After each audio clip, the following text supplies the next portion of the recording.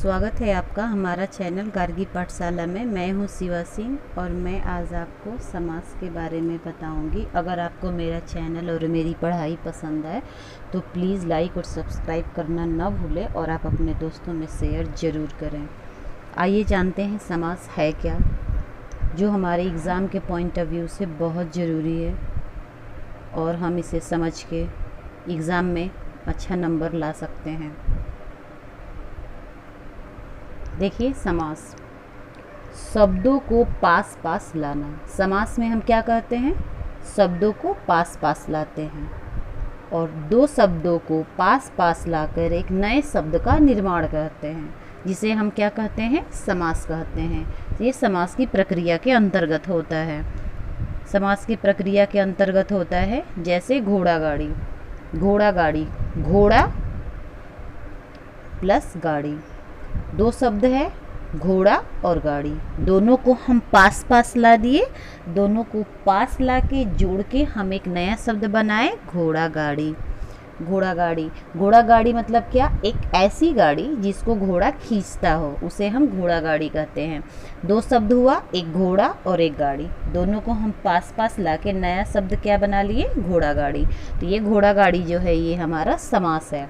अब समास पढ़ने से पहले थोड़ा सा हम कुछ जान लेते हैं कि प्रधान पद क्या होता है, प्रधान खंड क्या होता है। प्रधान खंड या प्रधान पद। प्रधान खंड जिस खंड पर अर्थ का मुख्य बल पड़ता है, जिस खंड पर अर्थ का मुख्य बल पड़ता है उसे हम प्रधान खंड कहते हैं या प्रधान पद कहते हैं। उसे हम प्रधान खंड कहते हैं या प्रधान पद कहते हैं। जिस खंड पर, यानी जिस खंड माने जिस भाग पर अर्थ का मुख्य बल पड़ता है, मुख्य बल पड़ता है, उसे हम प्रधान खंड कहते हैं। गौड़ खंड क्या है? गौड़ पद क्या है? जिस खंड पर या जिस भाग पर अर्थ का बल नहीं पड़ता है उसे हम गौड़ खंड कहते हैं या गौड़ पद कहते हैं। समास कितने होते हैं? पहला समास, समास के अंतर्गत देखिए, पहला समास हम पढ़ते हैं अव्ययी भाव समास। पहला क्या है? अव्ययी भाव।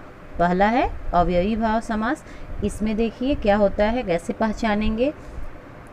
अवयव होना, अवयव होना यानी क्रिया विशेषण अव्यय हो जाता है। जो क्रिया विशेषण होता है वो अव्यय हो जाता है, यानी क्रिया की विशेषता को बताता है। क्रिया की विशेषता को बताता है।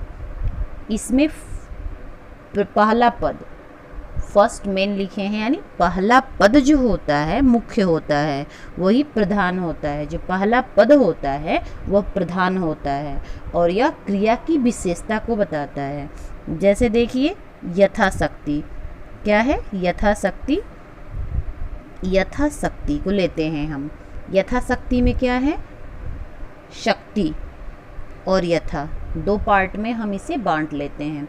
तो हम यहाँ क्या बताए हैं? पहला पद मेन होता है, पहला पद ही मुख्य होता है। यथा, यथा मीन्स क्या होता है? जैसे। तो पहला पद क्या हो गया? जैसे शक्ति, यानी दूसरा पद क्या है? शक्ति, यानी जितनी तुम्हारी शक्ति है। अगर दोनों को हम अलग अलग करते हैं, पहला पद अगर हम हटा देते हैं तो बच क्या जाता है? केवल शक्ति बच जाती है। तो शक्ति क्या, कम ज़्यादा कुछ मालूम नहीं। तो यथा, अगर हम पहला पद को उसमें शामिल करते हैं तो यथा, यथा मतलब जितना संभव हो सके। यथाशक्ति मतलब जितना संभव हो सके, यानी पहला पद मुख्य होता है। भर पेट, पेट, भर पेट मतलब दो पार्ट में बांटते हैं, भर और पेट। पेट मीन्स पेट, भर मीन्स पूरा, यानी पहला पद इसमें भी प्रधान है, यानी अवयव है, क्रिया की विशेषता को बताता है। यथाशीघ्र, यथाशीघ्र मीन्स, यथा मीन्स जितना, मतलब शीघ्र मीन्स जल्दी, यानी जितना जल्दी हो सके करो। इसमें भी देखिए यथाशीघ्र में पहला पद जो है वह मेन है। यह अव्यय है और क्रिया की विशेषता को बता रहा है। दूसरा देखते हैं तत्पुरुष। तत्पुरुष क्या है? तत्पुरुष समास। अब तत्पुरुष समास को हम समझते हैं। तत्पुरुष समास बहुत ही इम्पॉर्टेंट होता है। अक्सर लोग तत्पुरुष और कर्मधारय में कंफ्यूज हो जाते हैं, लेकिन हम इसे बहुत बेहतर ढंग से समझने की कोशिश करते हैं, जिससे हमारा कन्फ्यूज़न बिल्कुल क्लियर हो जाएगा और हमें कोई दिक्कत नहीं होगी समास को पहचानने में। तत्पुरुष में क्या होता है, ध्यान ये देना है कि कारक चिन्ह लोप हो जाता है। इसमें कारक चिन्ह का लोप होना मेन है। कारक चिन्ह लोप हो जाता है मतलब छिप जाता है। इसमें दो पद, पहला पूर्व खंड जो है वो विशेषण को बताता है। विशेषण मीन्स एडजेक्टिव। पूर्व पद जो होता है यानी पूर्व खंड जो होता है, पहला भाग जो होता है वो विशेषण होता है, और दूसरा भाग जो होता है मतलब उत्तर खंड होती है वो प्रधानता यानी उसकी प्रधानता होती है। दो भाग होता है, एक पहला भाग और एक दूसरा भाग। पहले भाग को पूर्व खंड, दूसरे भाग को उत्तर खंड। तो पूर्व पद जो होता है वो विशेषण होता है, और उत्तर खंड यानी जो दूसरा पद होता है वही इसमें मेन होता है। दूसरा पद जो होता है वह इसमें मेन होता है।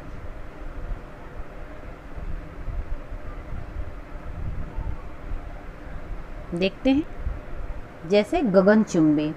गगनचुंबी दो पद है, इसको हम दो भाग में बांटते हैं। गगनचुंबी है,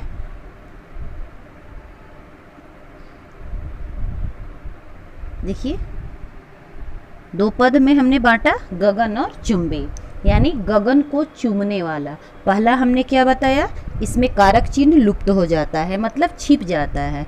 गगन चुंबी, गगन मीन्स आकाश। गगन मीन्स क्या होता है, आकाश। चुंबी मीन्स चूमने वाला। अब गगन और चुंबी के बीच कौन सा कारक चिन्ह है, को है, जो छिप गया है। हम लोग इसे अर्थ में समझते हैं कि गगन चुंबी का अर्थ ये होता है गगन को चूमने वाला। गगन को चूमने वाला मतलब कारक चिन्ह इसमें क्या है, को है, जो छुप गया है। तो दो पार्ट में हम बांटे, एक गगन और दूसरा चुंबी। तो गगन जो है पूर्व खंड है, चुंबी जो है बाद में आया है तो उत्तर खंड है।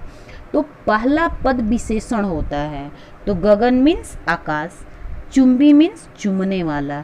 तो जो तत्पुरुष होता है उसका उत्तर पद प्रधान होता है। उत्तर पद मीन्स चुंबी, जो ये चुंबी है ये प्रधान होता है। आकाश, आकाश है, ठीक है, आकाश से क्या मतलब है, चुंबी मतलब चूमने वाला, यानी चुंबी पे, चूमने वाला पे अर्थ डिपेंड कर रहा है। तो उत्तर पद की प्रधानता हुई। अब यहाँ देखते हैं जन्मांध। जन्मांध यानी जन्म से अंधा। इसमें कौन सा कारक चिन्ह है जो लुप्त हुआ है, से हुआ है। इसमें कौन सा कारक चिन्ह लुप्त हुआ है, से हुआ है। और जन्मांध यानी जन्म से अंधा। पहला पद क्या है, जन्म, दूसरा क्या है, अंध यानी अंधा। तो दूसरा पद यानी उत्तर पद की प्रधानता है। अंधा तो है लेकिन कब से है, तो जन्म से, यानी जन्म से अंधा है, यानी इसमें भी उत्तर पद की प्रधानता है। तीसरा देखते हैं उदाहरण, अकाल पीड़ित। अकाल पीड़ित, अकाल मीन्स दुर्दिन, दुर्दिन है, अकाल है। पीड़ित, पीड़ित दूसरा पद क्या है, प्रधान है। उत्तर पद क्या है, प्रधान है। पीड़ित मतलब उससे जो दुखी व्यक्ति है। इसमें यानी अकाल पीड़ित मीन्स अकाल से दुखी व्यक्ति। तो इसमें कारक चिन्ह कौन सा है जो लुप्त हुआ है, से है। कारक चिन्ह कौन सा लुप्त हुआ है, से है। और दो पार्ट में अगर बांटते हैं तो पहला पद क्या है, अकाल, और दूसरा पद क्या है, पीड़ित। तो पीड़ित मतलब दुखी व्यक्ति। तो दुखी व्यक्ति पे ही अर्थ डिपेंड कर रहा है, अर्थ निर्भर कर रहा है, इसीलिए उत्तर पद की प्रधानता है, इसलिए यहाँ तत्पुरुष समास है। चित्त चोर, चित्त मीन्स मन, चोर मीन्स चुराने वाला, यानी इसमें कौन सा कारक चिन्ह लुप्त हुआ है, चित्त चोर मतलब चित्त को चुराने वाला, मन को चुराने वाला। को कौन सा कारक चिन्ह लुप्त हुआ है, को हुआ है। चित्त मीन्स मन, चोर मीन्स चुराने वाला, यानी मन को चुराने वाला, यानी उत्तर पद की प्रधानता यहाँ पे भी दिख रही है, अतः यहाँ भी तत्पुरुष समास होगा। अब देखते हैं हम कर्मधारय। आइए कर्मधारय समास को जानते हैं, समझते हैं। कर्मधारय समास कैसे पहचानेंगे कि कर्मधारय समास है। देखिए, कर्मधारय समास और तत्पुरुष समास में अक्सर लोग कंफ्यूज होते हैं, लेकिन हम इसे बेहतर तरीके से समझने की कोशिश करेंगे। कर्मधारय समास की खासियत क्या है, इसमें दोनों पद में जैसे एक पहला पद होता है वो पूर्व पद होता है और जो दूसरा पद होता है वो उत्तर पद होता है। तो हो सकता है पहला पद विशेषण हो, हो सकता है दूसरा पद विशेष्य हो। अब आपको हम ये बताएं कि विशेषण किसे कहते हैं, विशेष्य किसे कहते हैं। तो विशेषण मतलब जो संज्ञा और सर्वनाम की विशेषता बताए उसे हम विशेषण कहते हैं। विशेष्य क्या है, जिसके बारे में विशेषता बताई जाए वो विशेष्य है। जैसे नील गाय, यानी गाय संज्ञा है, गाय क्या है, संज्ञा है, और गाय है कैसी, नीली है। तो गाय की विशेषता क्या है कि गाय नीली है, अतः नीला जो है वो विशेषण है। और गाय के बारे में बात की जा रही है तो गाय संज्ञा है, यानी जिसके बारे में बताया जाए, जिसके बारे में व्याख्या किया जाए वो विशेष्य होता है। तो गाय हो गया आपका विशेष्य और नीला हो गया आपका विशेषण। तो पहला पद यानी पूर्व पद जो है नीला है, दूसरा यानी उत्तर पद जो है गाय है। तो पहला पद हम क्या पाते हैं, विशेषण है, और दूसरा पद क्या है, विशेष्य है, मतलब नील गाय। तो यहाँ पे नील गाय में कौन सा समास है, कर्मधारय समास।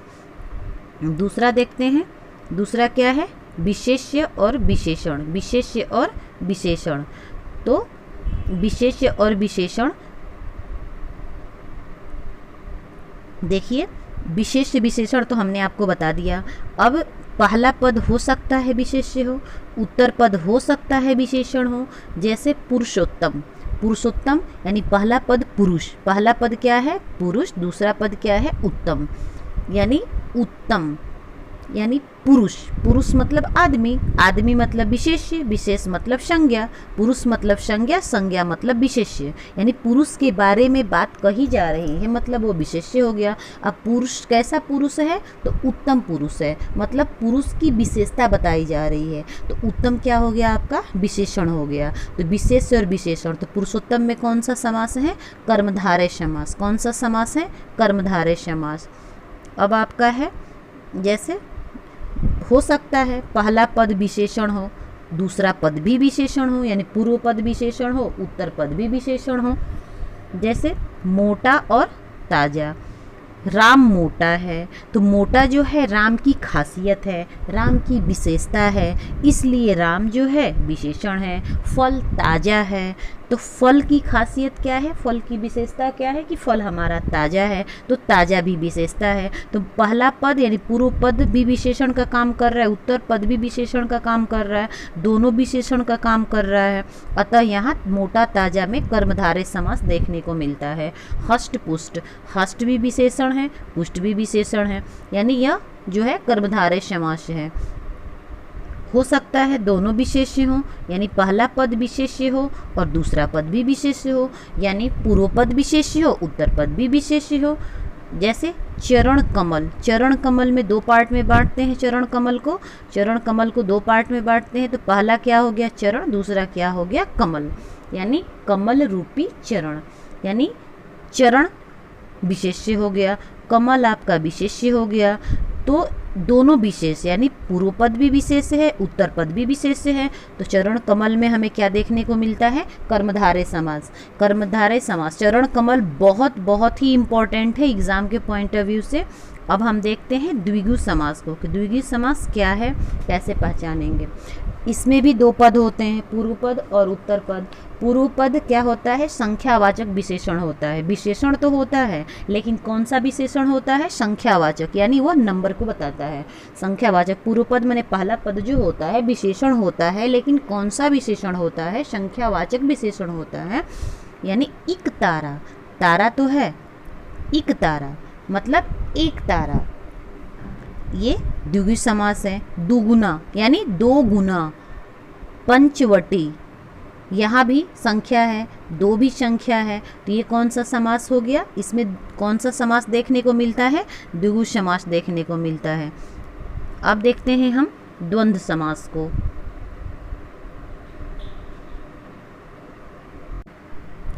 द्वंद्व समास को देखते हैं। देखिए द्वंद्व समास, अब हम द्वंद्व समास को समझते हैं कि द्वंद्व समास क्या है, कैसे हम पहचानेंगे कौन सा द्वंद्व समास है किसमें। तो देखते हैं, द्वंद्व मीन्स क्या होता है, कभी आपने सुना है कि द्वंद्व युद्ध होने लगा, मतलब दोनों तरफ से युद्ध होने लगा। द्वंद्व मीन्स क्या होता है, जोड़ा। द्वंद्व मीन्स क्या होता है, जोड़ा, यानी इसमें भी दो पद होते हैं, इसमें क्या होते हैं, इसमें क्या होते हैं, दो पद होते हैं, पहला पद क्या हमने बताया, पूर्व पद, दूसरा क्या हमने बताया, उत्तर पद, यानी दोनों पद प्रधान होते हैं। इसमें क्या होता है, दोनों पद प्रधान होते हैं।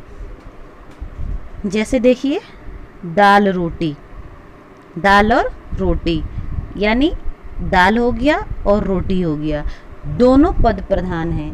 अगर हम दोनों एक को हटा देते हैं तो दूसरे का अर्थ क्लियर नहीं हो पाएगा। मतलब दाल एक पद है और रोटी एक पद है, दोनों पद अपने अपने में प्रधान है, दोनों पद प्रधान है, दोनों मिलके द्वंद्व समास का निर्माण करते हैं। आना जाना, आना और जाना दोनों प्रधान है, सीधा साधा दोनों प्रधान है। अब हम बहुब्रीहि समास को देखते हैं कि बहुब्रीहि समास क्या है। आइए समझते हैं बहुब्रीहि समास को। बहुब्रीहि समास यानी पूर्व पद और उत्तर पद दोनों पद मिलकर तीसरे पद का निर्माण करते हैं। और याद रखिएगा कि तीसरा पद भी विशेषण ही होता है, यानी दो शब्द मिलकर तीसरे शब्द का विशेषण बताते हैं, मतलब विशेषण वाले शब्द का निर्माण करते हैं। यानी इसमें कोई भी पद प्रधान नहीं होता है, इसमें कोई पद प्रधान नहीं होता है, यानी दो शब्द मिलकर तीसरे शब्द का विशेषण बताते हैं। यानी तीसरा पद जो निर्माण होता है, दो पद मिलकर एक तीसरा पद का निर्माण होता है और दोनों पद में से कोई भी प्रधान नहीं होता है। देखते हैं बड़ बोला, बड़ बोला दो पार्ट में बांटते हैं। बड़ बोला, बड़ मीन्स बड़ा बड़ा, बोला मीन्स बोला मतलब बोलने वाला, यानी बढ़ चढ़कर बोलने वाला। तो दो शब्द मिलकर एक ऐसा शब्द बनाते हैं, जैसे दोनों को पास पास लाए तो एक शब्द बन गया, यानी बड़ और बोला दोनों को हम पास पास लाए तो तीसरा शब्द क्या बना, बड़ बोला। बड़ बोला मीन्स क्या होता है, बढ़ चढ़कर बोलने वाला। चतुर्भुज, चतुर मने चार, भुज मने भुजाएं, यानी दोनों को पास लाए तो तीसरा शब्द क्या बना, चतुर्भुज। चतुर्भुज मीन्स चार भुजाओं वाला, चार भुजाओं वाला। चक्रपाणी, चक्र और पाणी मीन्स हाथ, दो शब्दों को एक साथ लाए तो क्या बन गया, चक्रपाणी। चक्र है हाथ में जिसके, अर्थात भगवान विष्णु। पीताम्बर, पीताम्बर, पीत मीन्स पीला, अंबर मीन्स कपड़ा, यानी पीला है वस्त्र जिनका, यानी दो शब्द पीला और अंबर मिलके क्या बन गया, पीताम्बर। यानी पीताम्बर मतलब पीला है वस्त्र जिनका, अर्थात भगवान श्री कृष्ण, भगवान विष्णु, जो भी समझिए। तो तीसरा जो शब्द बनता है वो अपने आप में स्पेशल होता है, मतलब ऐसा नहीं कि पूर्व पद प्रधान होता है, उत्तर पद प्रधान होता है, इसमें कोई पद की प्रधानता नहीं होती है। दो पद मिलके, दो शब्द मिलके एक तीसरे शब्द की विशेषता बताते हैं, विशेषण को बताते हैं, तीसरे पद का निर्माण करते हैं। वहाँ हम बहुब्रीहि समास को पाते हैं कि वहाँ बहुब्रीहि समास है। तो दोस्तों आपको मेरा समास कैसा लगा, मेरी पढ़ाई पसंद आई या ना आई, आप हमें कमेंट के माध्यम से ज़रूर बताएं और आप हमारे चैनल को सब्सक्राइब करिए। Thank you.